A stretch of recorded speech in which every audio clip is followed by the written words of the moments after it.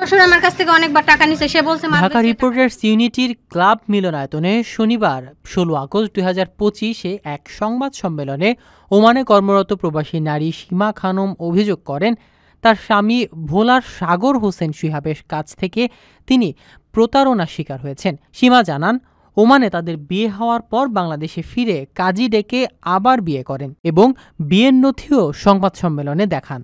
সীমা খানমের দাবি, বিয়ের পর স্বামী তার কাছ থেকে নগদ 4 লাখ টাকা নিয়েছেন এবং ওমানে ফিরে গিয়ে বিভিন্ন বিকাশ নম্বরে আরও 15 লাখ টাকা নিয়েছেন। এ সময় তার শ্বশুরও অর্থ গ্রহণ করেছেন।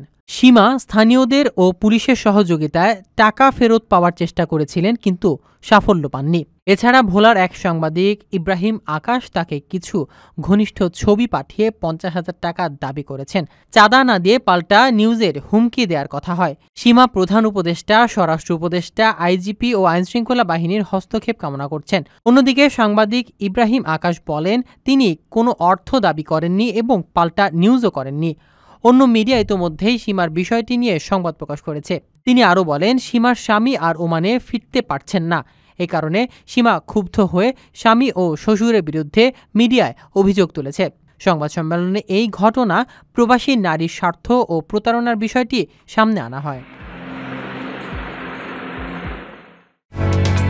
ওমানের সেরা রেট দিচ্ছে বাংলাদেশি প্রতিষ্ঠান গালফ এক্সচেঞ্জ।